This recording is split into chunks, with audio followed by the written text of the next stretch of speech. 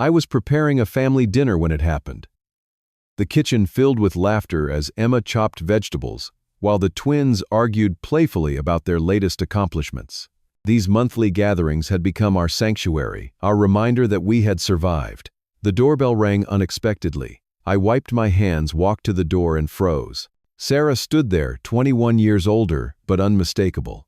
My ex-wife, the woman who had abandoned us for her lover, was on our doorstep. I could not breathe. Before I tell you what happened next, let me know in the comments where you are watching from. If this story resonates with you, please hit that subscribe button. Trust me, what my kids and I said to her that day would change everything. I met Sarah during my sophomore year of college. She sat 2 rows ahead in my American literature class, her auburn hair catching the sunlight through the windows. I spent 3 weeks working up the courage to talk to her after class. When I finally did asking about the essay due that Friday, her smile knocked the wind out of me. That smile would become my anchor for the next 7 years. We dated through college, her studying elementary education while I pursued engineering. I proposed on graduation day, down on one knee, in front of our families. We married a year later in a small ceremony with close friends and family. Everyone said we were perfect together. I believed them. We bought our first home in a Boston suburb when I landed my first real engineering job. It was nothing fancy, a small 3-bedroom fixer-upper with faded blue siding and creaky floors. But it was ours. We spent weekends painting walls and replacing cabinet doors, planning our future in whispered conversations late at night. Emma came along 3 years into our marriage. I was 25, terrified and elated as I held our daughter for the first time. Sarah was a natural mother, patient and loving. I would come home from work to find her singing lullabies or reading stories Emma cradled in her arms. Those first years were exhausting but magical. The twins, Jacob and Lily, arrived 2 years later. Our house suddenly felt too small with 3 children under 3. I picked up overtime and weekend shifts to save for a bigger place. Sarah stayed home with the kids, postponing her teaching career until they were school age. We were tired, sometimes argued about money, but we were happy. At least I thought we were. When the twins turned 4, Sarah returned to teaching at a local elementary school. She loved her job, coming home with stories about her students and creative projects. I supported her completely, juggling my schedule to help with the kids. We found our rhythm as a working family. The first signs of trouble came so subtly I almost missed them. Sarah started attending weekend teacher workshops. Nothing unusual about professional development, but the frequency increased. She would leave early Saturday morning and return late Sunday evening, exhausted but strangely distant. Her phone became her constant companion. She would step outside to take calls, her voice too low for me to hear. She started password protecting her phone, something she had never done before. When I asked about it casually, she mentioned student privacy concerns. Her appearance changed too. New clothes, more makeup, a different hairstyle. Again, nothing alarming on its own. People evolve, update their look. But combined with her emotional withdrawal, alarm bells started ringing in my head. I tried talking to her several times. Each conversation ended the same way, with her assuring me everything was fine, just work, stress, and adjusting to being a working mother. I wanted to believe her. The alternative was too painful to consider. The children felt the tension. Emma, always perceptive, asked why Mommy seemed sad. The twins became clingy when Sarah was home, as if sensing her growing detachment. Our once noisy, laughter-filled home became quieter conversations, more measured affection, more forced. The discovery happened by accident. Sarah had gone to bed early with a headache, leaving her phone charging in the kitchen. A text notification lit up the screen as I was cleaning up dinner dishes. I had never snooped before, respected her privacy completely. But the preview showed a message that froze me in place. "Miss you too." Monday meeting still on, I stood there, dish rag in hand, staring at her phone. One swipe would confirm or dispel my growing suspicion. I hesitated, knowing this was a point of no return. Then I swiped. The texts between Sarah and Michael, her school principal, told the story I had feared. Their relationship had been going on for 6 months. Weekend workshops that never existed. Late-night planning sessions that were something else entirely. The evidence was undeniable and devastating. I confronted her that night, waking her up and placing her phone between us on the bed. She did not deny it. Instead, her confession came in a cold, detached voice I barely recognized. "I love him, Dan. I am sorry, but this is real. Michael and I have been planning to leave together. He is married with children too, I said, my voice breaking. Was married. They separated 2 months ago. And what about our children? What about Emma, Jacob, and Lily? Your own flesh and blood. She looked away then. I am not meant to be a mother. I thought I was, but I am not. They will be better off with you. You are the better parent anyway. We argued for hours. I pleaded, bargained, threatened. I reminded her of our vows, our history, the life we had built. I begged her to consider therapy. But Sarah had made her decision long before I discovered the truth. By morning, she was packing her things. The day Sarah left remains burned in my memory with perfect clarity. It was a Tuesday in April, unusually warm. The kids were eating breakfast when Sarah brought her suitcases downstairs. Emma, 7 years old and too smart for her own good, immediately understood something terrible was happening. "Where are you going, Mommy?" she asked her spoon, clattering into her cereal bowl. Jacob and Lily, just 5, looked up in confusion. Sarah knelt down, her eyes already red from crying. "Mommy is going away for a while," she said, her voice cracking. "I love you all very much, but I need to go." "When will you be back?" Jacob asked, his lower lip trembling. Sarah hesitated. "I will come visit soon, I promise." Even then, I knew that promise would be broken. I stood in the doorway, physically ill from lack of sleep and emotional trauma, watching my children try to process the unprocessable. Emma, always my practical child, asked, "Are you and Daddy getting a divorce?" Sarah nodded, unable to speak. "Is it because of us?" Emma pressed. "No, baby. Never because of you," Sarah said, pulling all 3 kids into a tight hug. "This is grown-up stuff. It is not your fault." A car horn sounded outside. Michael, impatient to begin their new life. Sarah kissed each child, quickly grabbed her bags and walked out. I followed her to the door, still somehow believing this nightmare might end differently. "Please, Sarah, think about what you are doing," I said one last time. She paused at the threshold, looked back at our home, at me.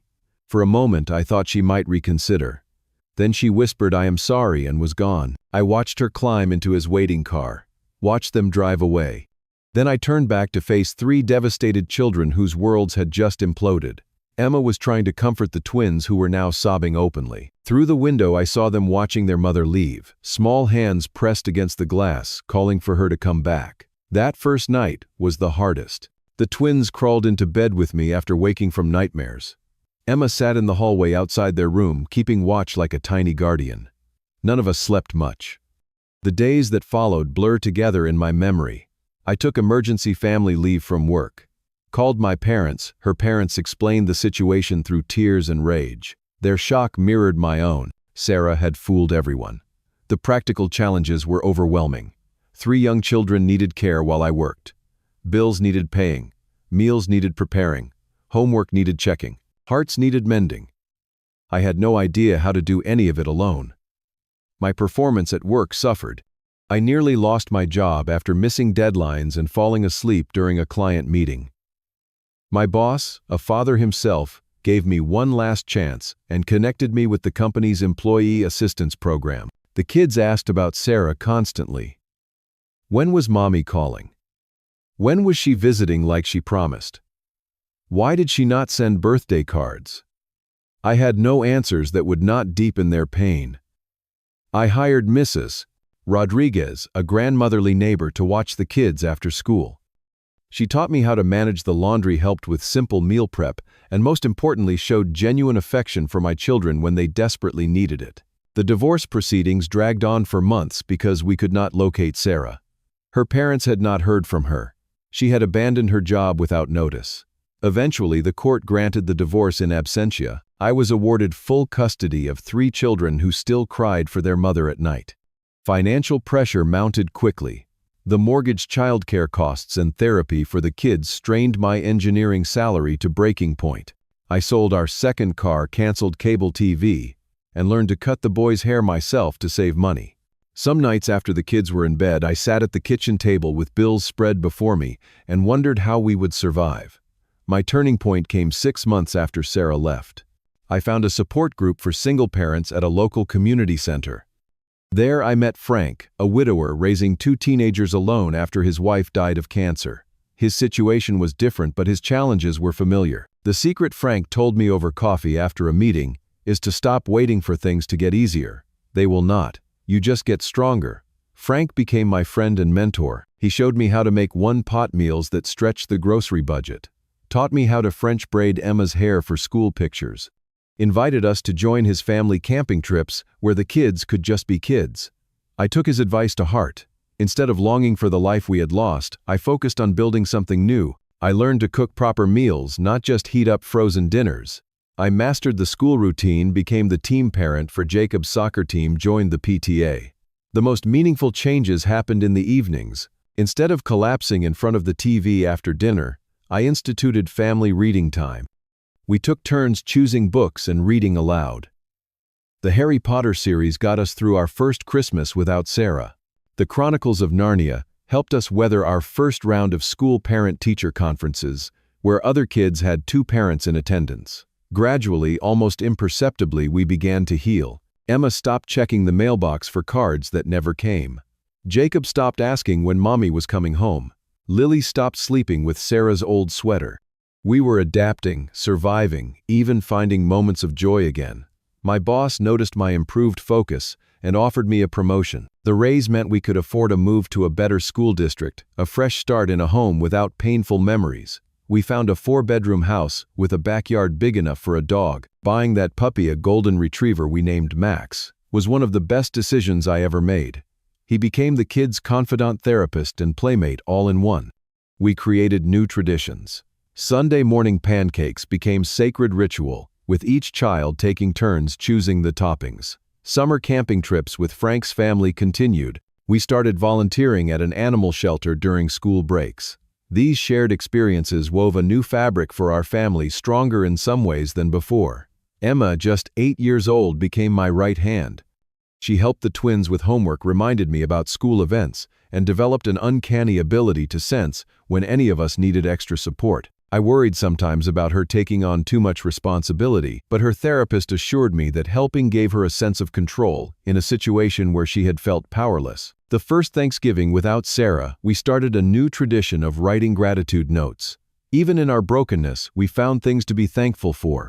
Jacob was grateful for Max, Lily for her new best friend at school, Emma for our house, and I, surprising myself, found gratitude for our resilience. We were making it. Day by day, we were making it. 10 years passed without a word from Sarah. Not a birthday card, Christmas gift, or even a phone call. She had vanished from our lives as completely as if she had never existed. The court-ordered child support payments she was supposed to make never materialized.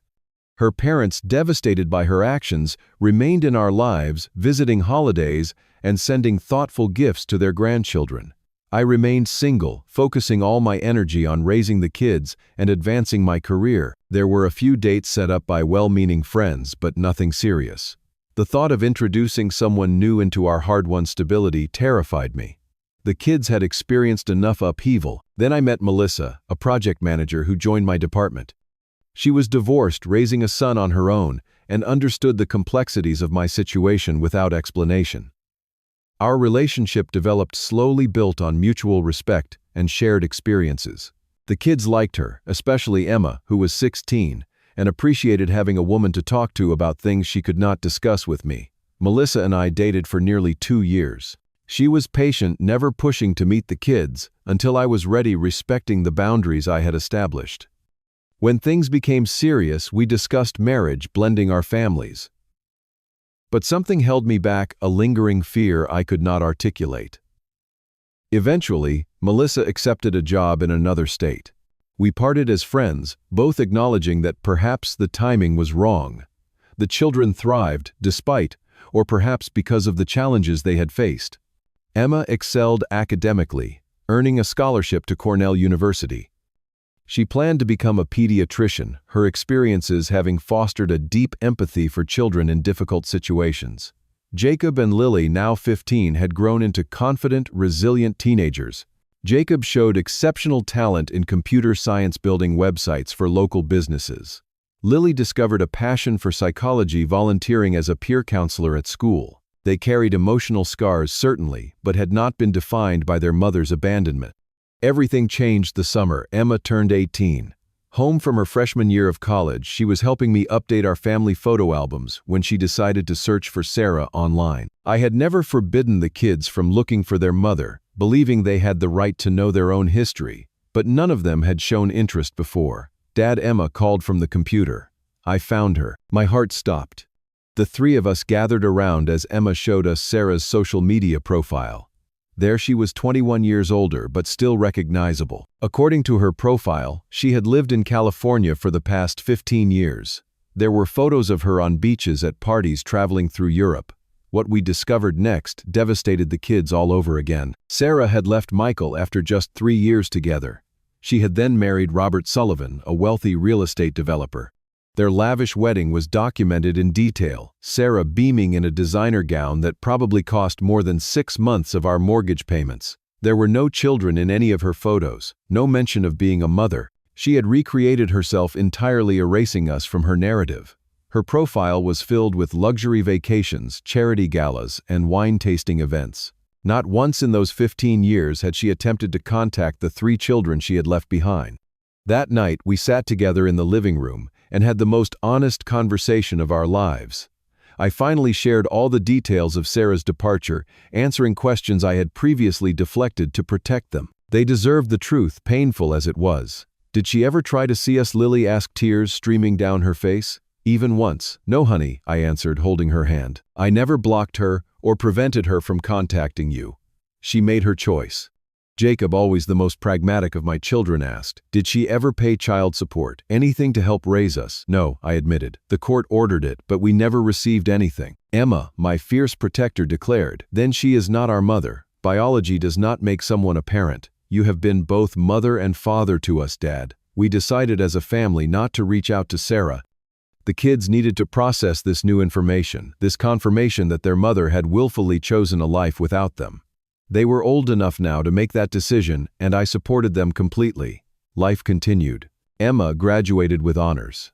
The twins finished high school and headed to college, Jacob to MIT for computer engineering, Lily to Boston University for psychology. I sold our family home, downsizing to a comfortable condo, and launched my own engineering consulting firm. The business thrived, allowing me to help with college expenses and finally achieve financial security. We maintained our Sunday family dinners whenever everyone was in town, adding significant others as the kids grew older. Emma met Thomas in medical school. Jacob brought home different girlfriends, still finding his way. Lily and her roommate Shannon became inseparable friends, eventually acknowledging they were something more. I dated occasionally, but never found a connection that felt right. My life was full with my children, my business, and the close friends who had become our extended family. Frank, now in his 70s, was still a regular at our gatherings, his own children and grandchildren sometimes joining us. Then came the day that changed everything again. 21 years after Sarah walked out our door, she knocked on a new one. I was 48, hosting our monthly family dinner. Emma, now 28 and completing her pediatric residency, was married to Thomas. Jacob and Lily, 26, were building their own lives, but still made these gatherings a priority. The doorbell rang during dinner preparations. I assumed it was Frank running late as usual. Instead, I opened the door to find Sarah standing on my porch looking like a ghost from another life. I stood frozen in the doorway, the wooden spoon I had been using to stir pasta sauce still in my hand. Sarah looked older, of course, but well preserved. Designer clothes, expensive jewelry, cosmetic work that had kept her youthful. Her hair was shorter, streaked with subtle highlights instead of the auburn I remembered. But her eyes were the same green that all 3 of our children had inherited. Hello, Dan, she said, her voice smaller than I remembered. Sarah, I managed. Not a question, just an acknowledgement of this impossible moment. May I come in? Please, I should have shut the door. Should have protected my family from this intrusion. Instead, I stepped aside silently, letting her enter the home she had no part in creating. Dad, who is it? Emma called from the kitchen, then appeared in the hallway. She stopped abruptly, nearly dropping the glass of wine in her hand. Recognition dawned immediately, those identical green eyes widening in shock. Mom, she whispered. The twins appeared behind her, drawn by the sudden silence. They had been young enough when Sarah left that their memories were probably more constructed from photographs than actual recollections, but they knew her instantly. What are you doing here? Jacob demanded, his voice hard. Lily said nothing, her face a mask of controlled emotion. Years of psychology, training evident in her composed exterior. I wanted to see you all, Sarah said, looking from one face to another. You have grown up so beautifully. 21 years, Emma said flatly. You waited 21 years to see how we turned out. I found my voice at last. Let us move to the living room. Whatever this is, we should not do it standing in the hallway. We moved awkwardly to the living room, Sarah perching on the edge of the sofa, while my children and I sat across from her, a united front. The atmosphere was thick with unspoken accusations, questions, and emotions, too complex to name. Why now? I asked finally. Why, after all this time? Sarah looked down at her hands, an expensive wedding ring still on her finger. My life has changed recently. I have been doing a lot of thinking about choices I made, people I hurt. Your husband know you are here? I asked. Robert and I are divorcing, she admitted. He found someone younger, less complicated. Classic story, right? She attempted a smile that no one returned. So you lost your meal ticket and suddenly remembered you had kids? Jacob asked bluntly. Sarah flinched. I deserve that. I deserve worse. But that is not why I am here. The divorce has been a wake-up call. I have been seeing a therapist who encouraged me to make amends for past mistakes. Mistakes, Emma repeated incredulously. Is that what we were to you, a mistake? Sarah shook her head, tears forming. No, leaving you was the mistake. The worst of my life. I was selfish and immature and caught up in what I thought was love. By the time I realized what I had thrown away, I convinced myself it was too late, that you would be better off without me coming in and out of your lives. We needed our mother. Lily spoke for the first time, her voice steady despite the tears in her eyes. Do you have any idea what it was like growing up, knowing our own mother did not want us enough to stay? To even call on our birthdays, I sent cards, Sarah said weakly. The first few years, they came back unopened. I stared at her in disbelief. That is a lie. We never received anything from you. Not once. Sarah looked genuinely confused. I sent them to the house. Michael said he mailed them. Michael, I repeated. The married man you left your family for. The man who helped destroy 3 children's sense of security and trust.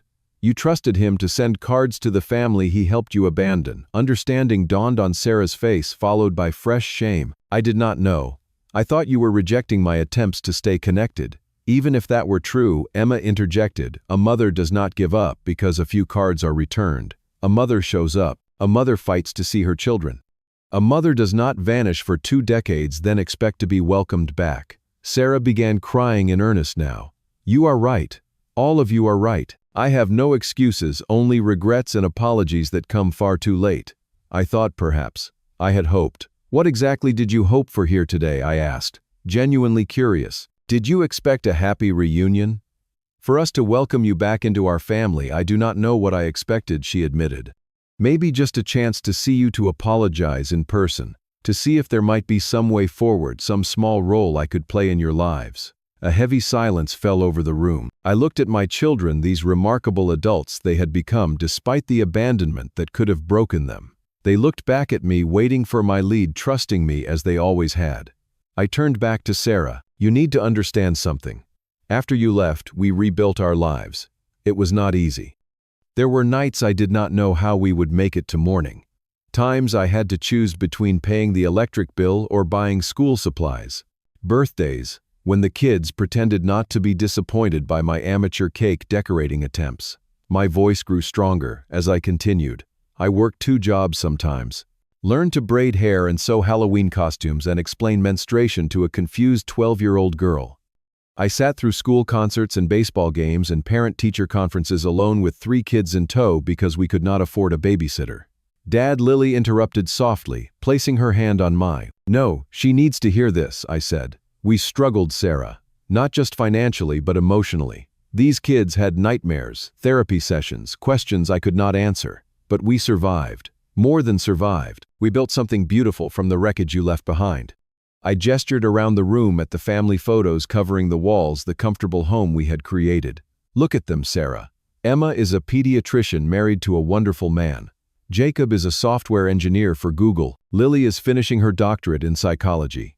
They are kind, resilient, successful adults who have never let your absence define them. Sarah nodded, tears falling freely. I can see that. You have done an amazing job, Dan. Better than I ever could have. We do not need you, I said, my voice surprisingly gentle. That is what you need to understand. We are not angry anymore. We processed that years ago. But you are a stranger to us now. A biological connection, but not family. Family shows up. Family stays. Family puts others before themselves. Emma stood up suddenly. I spent years imagining this moment. What I would say if I ever saw you again. I had speeches, prepared accusations, questions. But sitting here now, I just feel nothing. You are just a woman who looks like me, who gave birth to me. But you are not my mother. My father was both parents to us. Jacob nodded in agreement. You made your choice 2 decades ago. We have made peace with it. Coming back now just feels like another disruption we did not ask for. Lily, always the most contemplative of my children, studied Sarah's face for a long moment. I understand people make mistakes. My work has shown me that humans are complicated, that we sometimes hurt the people we love most. But understanding does not obligate us to welcome you back. Sarah sat there, utterly still, absorbing their words. I expected defensiveness, perhaps anger. Instead, she nodded slowly. I understand, she whispered. I truly do. I just want you to know that not a day has passed that I have not regretted leaving you. I was wrong, terribly wrong, and I am so sorry. She stood, gathering her purse. I will go. Thank you for hearing me out. You did not have to do that much. As she moved toward the door, Lily surprised us all by speaking again. Wait. Sarah turned, hope flashing briefly across her face. I cannot speak for everyone, Lily said carefully, but I would be willing to meet you for coffee sometime. Just to talk. No promises beyond that. Emma and Jacob exchanged looks, then Emma sighed. I am not ready for that. Maybe someday, but not now. Jacob shrugged. I will think about it. Sarah nodded, accepting these small, tentative openings for what they were, more than she deserved, but less than she had hoped for. Thank you, she said, simply writing her phone number on a slip of paper and placing it on the coffee table. If you ever want to reach me for any reason. I walked her to the door, the two of us alone for a moment in the hallway. You did everything right, Dan, she said quietly. When I left, you stepped up.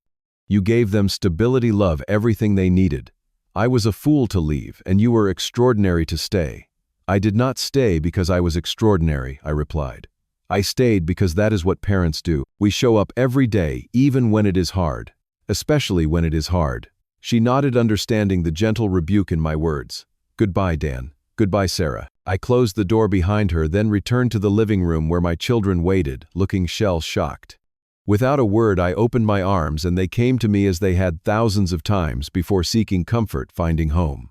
1 year later, Emma and Thomas welcomed their first child, a daughter they named Grace. The delivery room was crowded with family, my heart nearly bursting with pride as I became a grandfather. Frank was there too, now officially part of our extended family. And in the corner, invited by Emma, in a gesture of reconciliation, stood Sarah, keeping a respectful distance. The road back had not been easy or straightforward. Lily met Sarah for coffee as promised, establishing a cautious relationship based on clear boundaries. She invited her mother to her doctoral graduation 6 months later, a significant step. Jacob eventually agreed to occasional phone calls, still wary, but willing to explore the possibility of forgiveness. Emma, my protective firstborn, held out the longest, unable to reconcile the mother who abandoned them with the grandmother who wanted to know her child. It was the pregnancy that changed things, made her reconsider what family meant and what grudges were worth holding. As for me, I had found unexpected happiness with Catherine, a widow I met through a business colleague. She understood the complicated dynamics of our family, never trying to replace anyone or diminish the journey we had taken. She fit seamlessly into our Sunday dinners, bringing laughter and warmth that complemented our existing bonds. Sarah kept her distance, never presuming more intimacy than was offered. She had returned to Boston permanently, taking a teaching position at a community college. The lavish lifestyle was gone, replaced by a modest apartment and second-hand furniture. The humbling seemed genuine, her gratitude for even small moments with her children evident in every interaction. Standing in the hospital that day, watching 4 generations of our complicated, resilient family gather around a newborn who represented hope and continuity, I reflected on the long journey that had brought us here. 22 years ago, I had stood in a different hospital room, believing my life with Sarah was perfect and complete. I could never have imagined the path ahead, the pain and struggle, the growth and triumph. Had you told me then what was coming, I might have crumbled at the thought. Yet here we were, not just surviving but thriving. My children had become extraordinary adults despite, or perhaps because of, the challenges they had faced. They had learned compassion from suffering, strength from adversity, forgiveness from pain. They had witnessed firsthand that love is an action, a choice made daily, not just a feeling that comes and goes. I had learned those lessons too, learned that happiness is not dependent on perfect circumstances, but on resilience and gratitude. That family is defined not by biology, but by presence. That the most beautiful things can grow from broken places.